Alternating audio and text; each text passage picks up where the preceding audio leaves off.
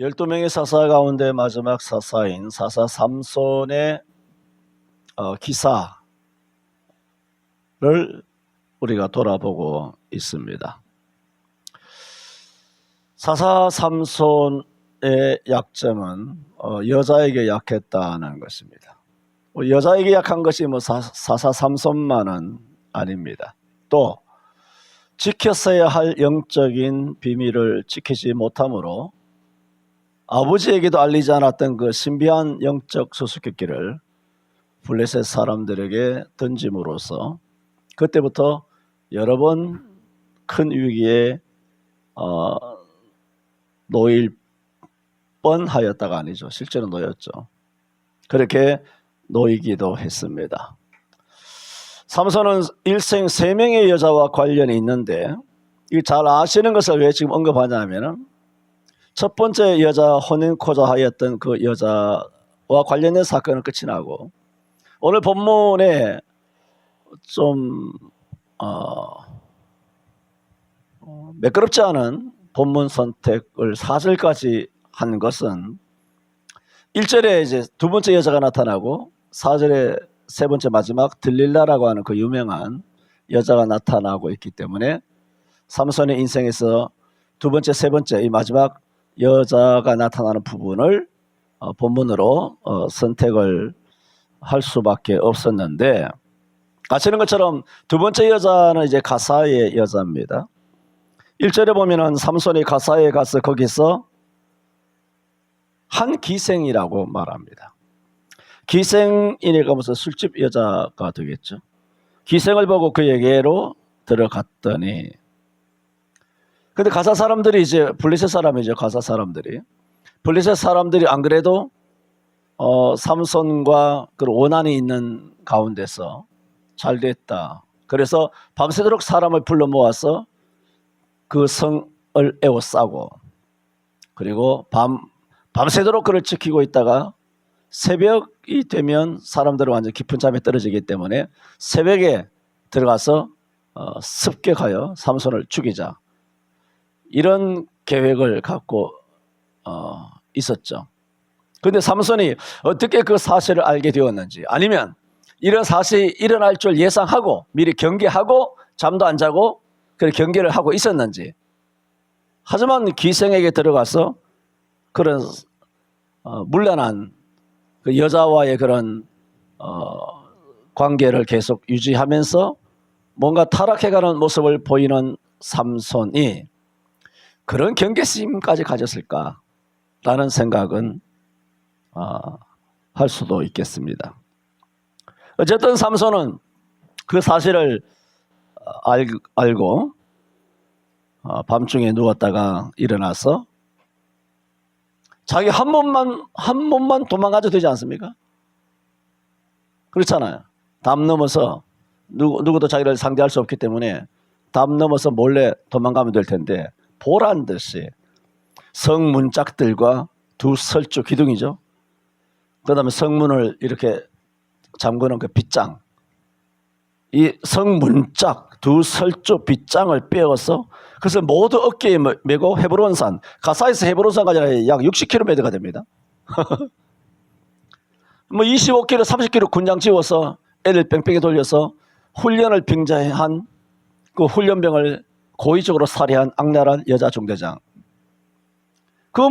완전 군장 해봐야 30km 거기다가 책도 집어넣고 해가지고 막 했지만은 이 삼손은 60km를 성문짝과 그 다음에 두 설주 기둥과 성 기둥하고 빗장까지 다 빼가지고 어깨에 메고 갔단 말입니다. 그런데도 삼손은 굉장한 하나님께서 힘을 주셨기 때문에 그렇게 행할 수가 있었죠. 자기 한 몸 도망가면 될 텐데 굳이 이렇게까지 요란스럽게 성문짝까지 남의 집 기둥까지 석가래까지 다 뜯어가지고 보란듯이 여러분 이유는 있습니까?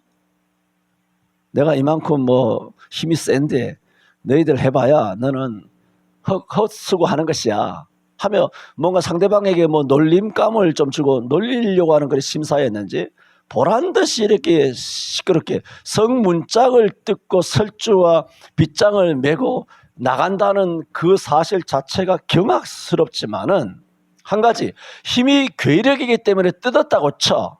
하지만 그 뜯을 때는 소리는 나지 않을까요? 소리까지 나지 않도록 그 하나님 힘을 주셨을까요?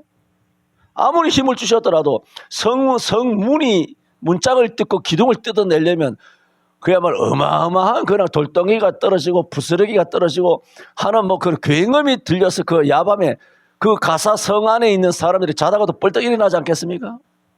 옛날에 내가 6살, 7살 때 여기 신살리에서 옛날에 구사단에 신살리에서 앞에 뭐 탱크가 지나가면 그 우리 도로변에 있었기 때문에 탱크가 지나가면 자다가도 막 지축이 다다다다 그때는 포장이 아니잖아. 다 비포장이고 막 그렇게 탱크 장갑차 지나가는데 그러면 막 도로가 집안이 막 진짜 덜컹덜컹 해요. 이 집이 무너지지 않겠느냐 할 정도로.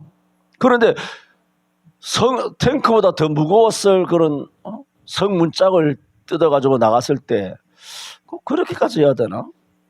그냥 몰래 나가도 될 텐데 하는 것입니다. 뭐 이것을 통하여 하나님이 한번 영광을 나타내 보이겠다. 영광이 나타났겠습니까? 기생하고 끌어안고 자다가 빨가벗고 나왔는지 뭐 팬티나 걸치고 나왔는지 나와가지고 이렇게 둘러매고 나갔는데 야 힘만 보고 하나님께 영광이다. 돈만 많이 벌면 하나님 영광이 되겠습니까? 에? 내가 큰 기업의 CEO만 되면 하나님께 영광이 되고 내가 김영삼이가 대통령만 되면 하나님께 영광이 되느냐 그 얘기입니다. 그 권력을 가지고 큰 교회를 목회하면 그냥 말로 하나님께 영광이 되겠느냐 그런 얘기입니다. 그냥 몰래 나가도 될 텐데 저는 오늘 그럼에도 불구하고 엄청난 어려움을 겪은 거 아닙니까? 그런데도 4절에 뭐라 그랬습니까? 이후에 또 반복하여 또 여자를 찾아가서 여자와 연연하였다는 겁니다. 이런 일이 3절에 있었는데도 4절이 뭐라 그럽니까? 이후에. 그 뭐라고 표현할 수 있을까요? 그럼에도 불구하고 또다시 삼손은 소래골짜기에 들릴라라 이름하는 여인을 사랑하며 걔가 토하였던 곳에 돌아가고 돼지가 씻었던 몸을 더러운 구덩이에 누이는 것처럼 잠언 26장 11절에 걔가 그 토한 것을 도로 먹는 것 같이 미련한 자는 그 미련한 일을 거듭 행하느니라. 잠언 13장 19절에도 소원을 성취하면 마음에 달아도 미련한 자는 악에서 떠나기를 싫어하느니라. 그렇죠. 술 먹는 사람은 이 술을 떠날 수 없습니다. 도박도 약이죠. 또 마약도 약이죠. 온갖 것에 미쳐 돌아가는 자기만의 어떤 영적인 내게 오히려 한 가지 부족한 것이 있다는 부자 청년의 한 가지 아킬레스건이 돈이었다란 말입니다. 돈에 눈이 벌게 가지고 돈에 벌벌 떨면서 돈에 인색하면서 디모데전서 6장에도 말한 것처럼 우리가 이 땅에 아무것도 가지고 온 것이 없으며 또한 아무것도 가지고 가지 못할 터이니 우리가 먹을 것과 입을 것이 있은즉 족한 줄 알 것이라. 부하려 하는 자들은 시험과 올무와 여러 가지 해롭고 또 나쁜 정욕에 떨어진다고 그렇게 말했어. 돈을 사랑함이 일만하게 뿌리라 말했습니다. 이런 사람은 미혹을 받아 믿음에서 떠나 많은 근심으로서 자기를 찔렀다 그랬어. 부하려고 하는 거, 속히 부하려고 하는 사람, 돈을 사랑하는 사람. 현대인들은 돈이 우상 아닙니까? 당연히 가정을 건사하기 위하여 가장으로서 열심히 노동하는 거, 근로하는 거, 이걸 말하는 게 아니에요. 그게 아니라 속히 부하려고 하는 거. 돈은 여러 개나 돼지는 사랑해야 되는 대상이 아니지 않습니까? 예?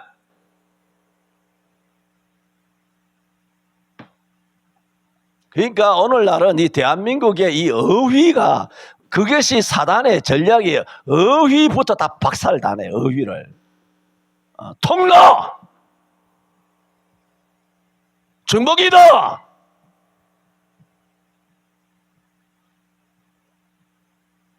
사랑 무슨 개새끼를 사랑합니까? 초등학교 때부터도 안 배웠습니까? 고양이는 쥐를 좋아하지 사랑하지 않는다고. 뭔 뜻인지 모릅니까? 이 설명해야 됩니까? 뭔 놈의 개새끼를 사랑한다고. 아니, 지랄이야, 지랄. 진짜 지랄 풍년이야. 방송에서도 하고 주구장창 막 수십 년 동안 방송에서 뜨드니까 도대체 자기 생각이 없어. 요즘은 여러분 119에 불났어. 4층에 다 나왔어. 그 아줌마가 발을 땅땅땅 구르면서 아이고 우리 애가 저 안에 있다, 우리 애가 저 안에 있다고. 나중에 알고 보니까 애가 그래 어떻습니까 하니까 우리 고양이가 걔가 안에 있대. 고양이 새끼 개새끼 구원하려다가 119 대원들이 그 화마 속에 들어가서 죽을 수 있지 않습니까? 그래서 내가 말했어. 119들 조심하라고. 앞으로 우리 애가 거기 있다 그러면 그 애가 사람 새끼입니까 개새끼입니까 고양이 새끼입니까 반드시 물었어요. 자칫 잘못 개새끼 구하러 가다가 당신이 죽을 수 있습니다. 전부 다 우리 애가 불타 죽는다고. 이러면 누가 개새끼인 줄 알겠습니까? 아들인가 딸인가 싶어서 소방대원이 막 산소통 메고 막 뛰어들어가지 않겠습니까? 목숨 걸고. 이 짓거리를 망충들이 한단 말입니다.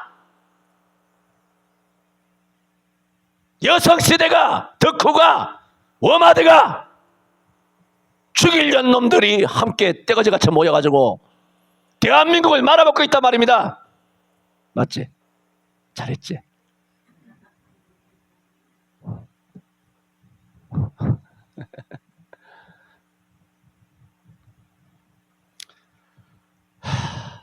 이후에란 첫 번째 말씀을 드리고 있습니다. 삼손이 여자 관계로 여러 번 위기를 겪은 후에도 또 4절에서 다른 여자 들릴라를 사랑하게 되었다는 말이니 이게 뭐냐는 거예요. 지금 1~2번 엄청난 일을 겪었습니까? 어제 저녁에 겪어놓고 또 가서 딴 여자를 또 금방 금사빠야?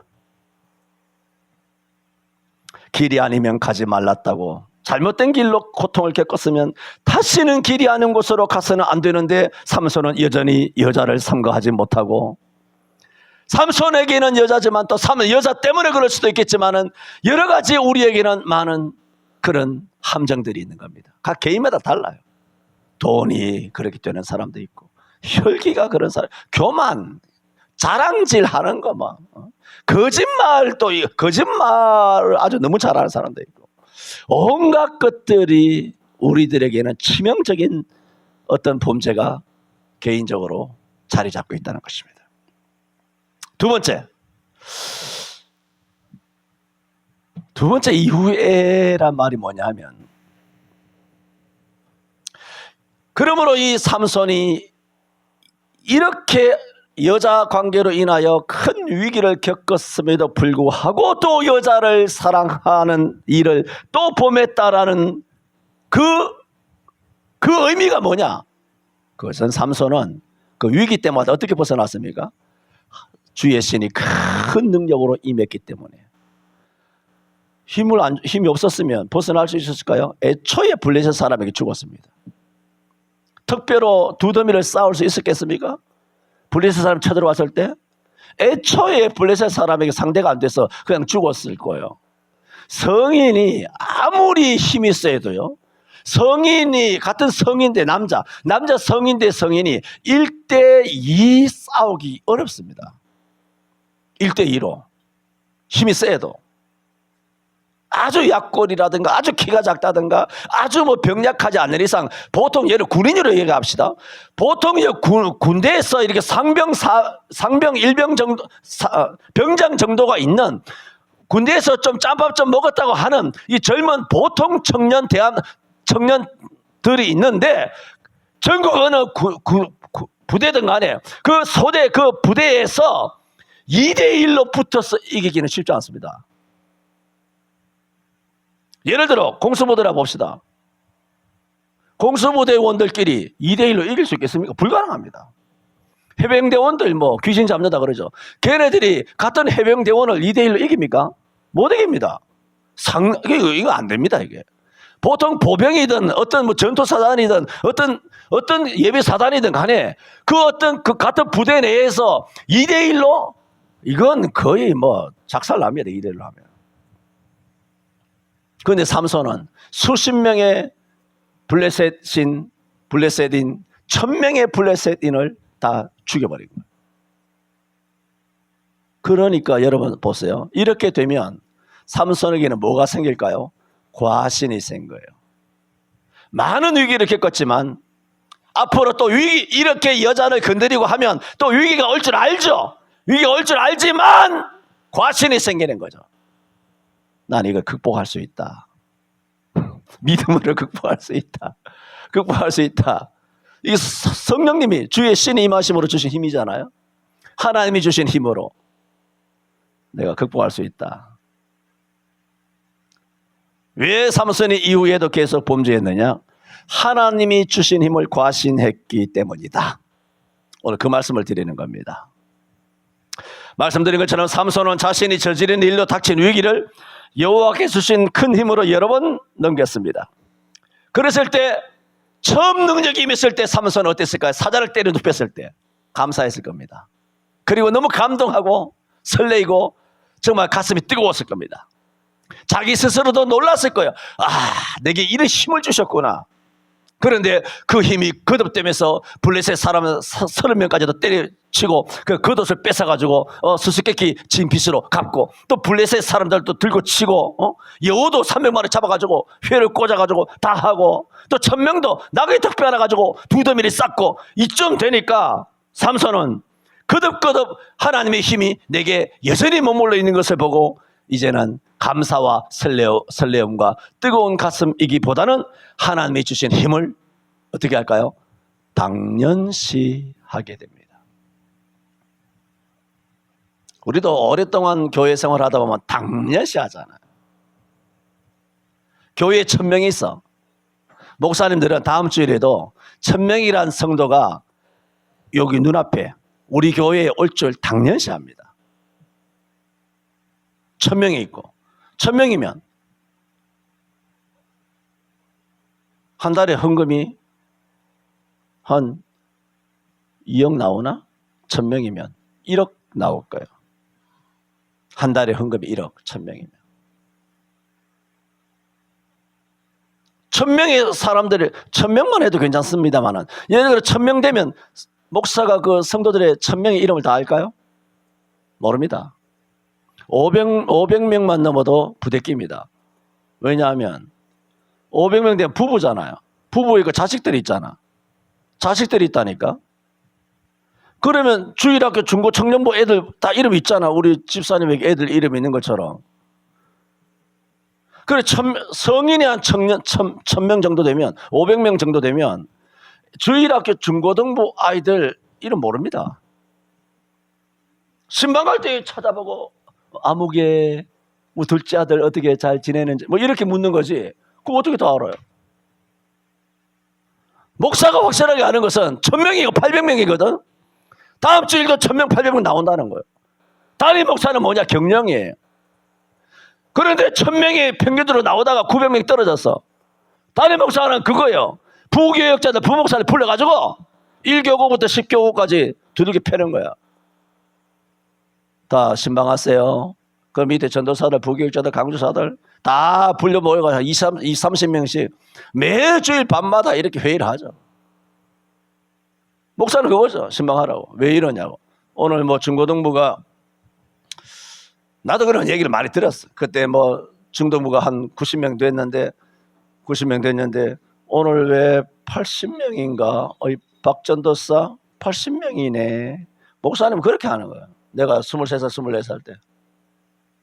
고등부가 70명인데 고등부 63명 됐어. 그러면 교역자 회의할 때 야 이것도 분명히 또 오늘 또 하루 닦이겠구나.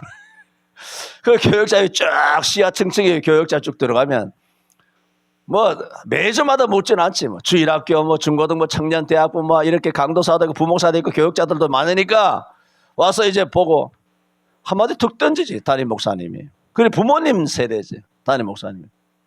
박전도사 오늘 중등부가 좀 많이 줄었네. 한마디만 하고 넘어가는 거지.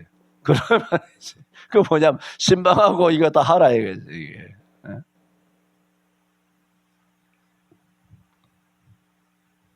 그럼 목사는 뭐냐면 1000명이면 1000명이 앉아 있다는 걸 알고 뭐냐면 숫자를 아는 거죠. 숫자를. 그리고 한 달에 1억이라 헌금이 들어와야 돼. 그런데 헌금이 줄었어. 재정부에서 보고 오는 거예요. 헌금이 줄은 거예요. 그럼 헌금만 버는 거예요. 지금 1000명짜리 교회 이야기했습니다. 길거리 바치는 1000명짜리. 10,000명은 어떨 것 같아요? 예? 2,000명, 3,000명, 5,000명 교회 수두룩 한데 대한민국이 서울 시내에. 그런 교회 담임 목사는 뭐 어떻게 할 것 같습니까? 여러분의 이름 알 것 같습니까? 여러분의 이름을 불러서 기도도 해주지 않는 그 교회에 그 담임 목사를 존경하며 다니고 있습니다.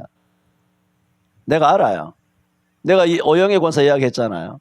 그 아들이 정신장애라서 지금 나이가 30살이 됐는데도 정신장애가 3살, 4살밖에 안 돼요. 정신연령이. 자라지 않는 아이죠. 그 가끔 전화 와 힘들면 얼마나 힘들겠어요.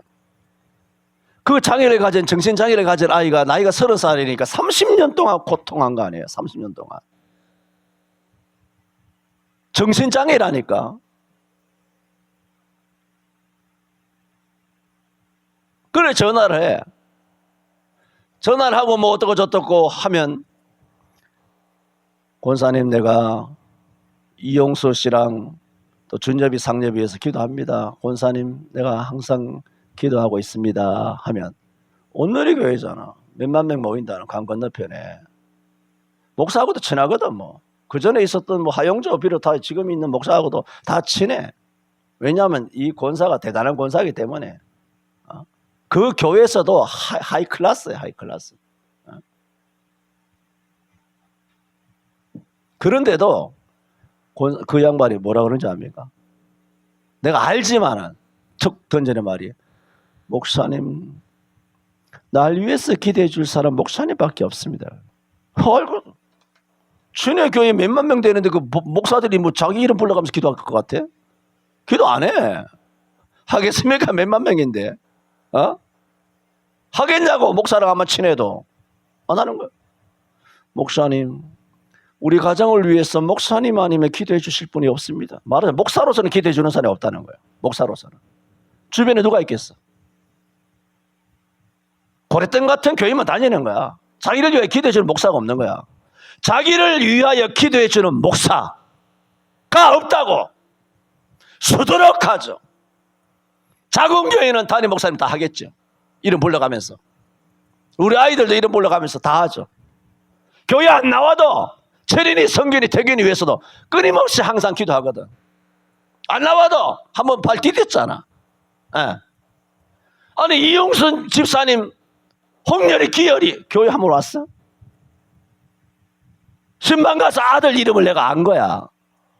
홍렬이 기열이 나이 40이 넘었지만 이 친구들을 위해서 내가 기도한다고. 관계가 있으니까. 예수 믿으라고 언제 믿더라도 믿으라고. 죽기 전에 믿어도 되는 거 아니에요? 일단 안 다니니까. 그 기도하겠냐고. 뭐 이렇게 걸리고 저렇게 걸려서도 작은 교회는 기도할 수 있지만 큰 교회는 교회 출석해도 기도 안 해. 몇 사람은 기도할 것 같아? 그런 목사를 존경한다고? 성경은 목자는 양의 이름을 각각 불러 인도하여 내는 것이 목자야. 그래서 우리 교회도 10,000명 넘으면 우리 교회 등록 못 시킬 거예요. 할렐루야. 웃고 앉았다. 네. 내가 개인의 이름을 불러가면서 기도하는 그것을 넘어서게 되면 안 받을 거예요. 그러니까 기회가 있을 때 교회 와서 예수 믿고 복 받기를 바랍니다. 왜 삼손이 이와 같이 범죄를 계속 자행을 했느냐? 하나님이 주신 힘이 계속 될 것이다. 당연시 한 거예요. 나중에는 이 힘이 내 거다 라는 생각에까지 이르게 됨으로써 방탕하게 되고 과신하게 된 것입니다. 이것은 삼손의 경우를 우리에게 적용하면 우리도 전혀 다르지 않습니다. 처음에는 재물 주신 거, 사골세에서 옛날에 도지라 그러죠. 전세 간 거, 전세 18평에서 24평 가고 감사하다. 18평에 살다가 24평 가니까 27평이야, 29평이야, 와 32평이야, 35평이야, 42평이야, 67평이야, 90평이야, 180평이야. 처음에는 다 감사해요. 재물 주신 거 감사합니다. 그러나 세월이 지나면 하나님이 재물 주셔서 이루어진 것인데도 불구하고 그 재물을 당연하게 생각해요. 그리고 이 재물의 능력이 계속될 거라 생각해요. 나중에는 이 재물은 내 힘으로 얻었다. 그까지 가는 거예요. 사람은. 건강도 마찬가지예요. 처음에는 건강 주신 거 감사하죠. 젊음 주신 거 감사하죠. 내 아들, 딸 주신 거 감사하죠. 사위, 며느리 주신 거 감사하죠. 목사 되게 하고 장로 되게 하고 집사 되게 하시고 예수 믿게 하시고 교회 처음 발걸음 내디뎠을 때 그 설레임과 떨림이 얼마나 많습니까? 그러나 시간 지나가 보세요. 그 입으로 교회를 쪼옵니다. 아구통을 한 방 날려야 돼. 그 설레임과 감동과 가슴 떨림은 어느덧 다 사라지고 목사를 감히 비난하고 욕하고 교회가 이러니 저러니 예배가 이러니 저러니 하는 헛된 소리를 하기 시작한단 말입니다. 그러면 그 순간 가세요. 절로 가든가 이단 가톨릭으로 가든가 가시라고. 아니면 철저하게 3일, 5일, 7일 금식하며 회개하고 잡아가든가. 전자보다는 후자가 되어야 복이 될 것입니다. 우리는 가족도 남편도 아내도 항상 같이 있으니까 감사를 모르는 거예요. 서로 감사를 모르는 거예요. 왜? 눈만 뜨면 옆에 있으니까. 이 왼수 언제 뒤지나, 언제 집에 나가나, 언제 내가 곰탕 끓이고 내가 가출할까. 세상 가정은 다 그렇단 말이에요. 그래서 내가 마누라한테 그랬어. 여보, 너는 전생에, 이해하고 들으세요. 전생에 나라를 구한 줄 알아라. 이 나이가 되도록. 누가 불렀지? 이 나이 되도록. 트롯 뭐 있잖아. 무슨 누가 부른 거야? 모르죠. 여러분은 성경만 외워서 잘 모르죠. 뭐 그런 트롯이 있는 것 같아. 기억은 안 납니다만은. 24시간 남편이랑 붙어서 24시간 남편이랑 얼굴 보고 밥 먹고 같이 차 마시고 24시간 차 타고 돌아다니고 24시간 이렇게 1년 12달 같이 부부가 붙어서 사는 가정이 어디 있나. 그런데 보아라. 너 내게 그리고 우리가 서로 그거 뭐야. 권태기 느낀 적 있어 없어? 없잖아. 우리 권태기 없어요. 권태기 느낄 틈이 없어요. 맨날 싸우거든 뭐. 맨날 긴장하면 네가 오르니 내가 오르니 맨날 다투고 싸우고 말귀 못 알아먹고 하니까 그거 설명하고 이해시킨다고 권태기 올 시간이 없어. 요즘 내가 주의받고 있는 것은 여보 당신 너무 나불나불하지 마라. 당신 말이 너무 많다. 나이가 들어서 그런지 말이 많은가 봐. 그래서 서로가 있는 존재에 대하여 감사를 몰라요.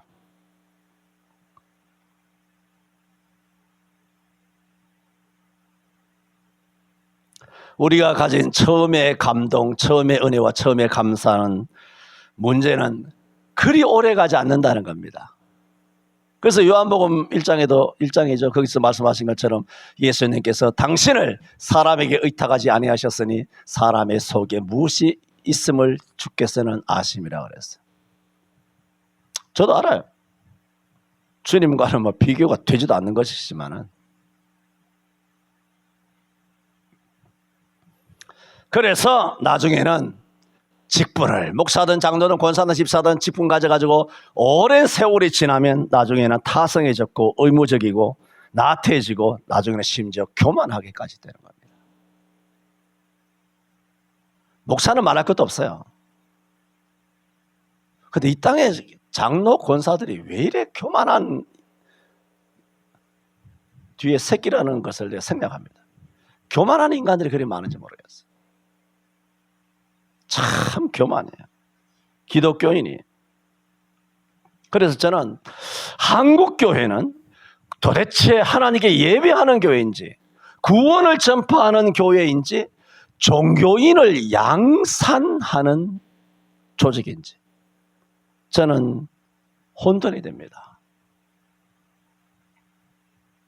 누가복음 21장 34절에도 너희는 스스로 조심하라. 그렇지 않으면 방탕함과 술취함과 생활의 염려로 마음이 둔하여지고 뜻밖의 그날이 덫과 같이 너희에게 임하리라.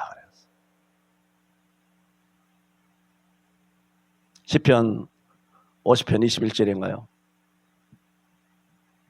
욥기 8장 11절, 전도서 8장 17절에 말한 것처럼 악한 일에 징벌이 속히 실행되지 않으므로 인생들이 악을 행하기에 마음이 담대하도다 그랬어요.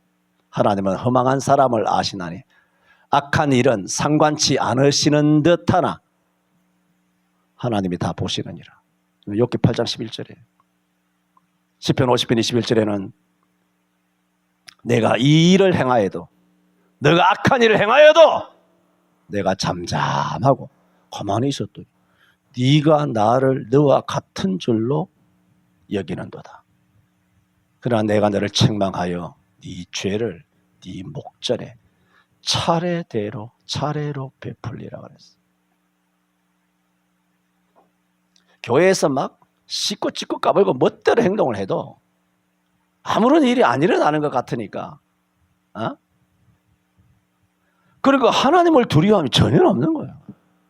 소위 말해서 눈에 보이는 게 없는 거예요. 왜? 하나님이 눈에 안 보이니까.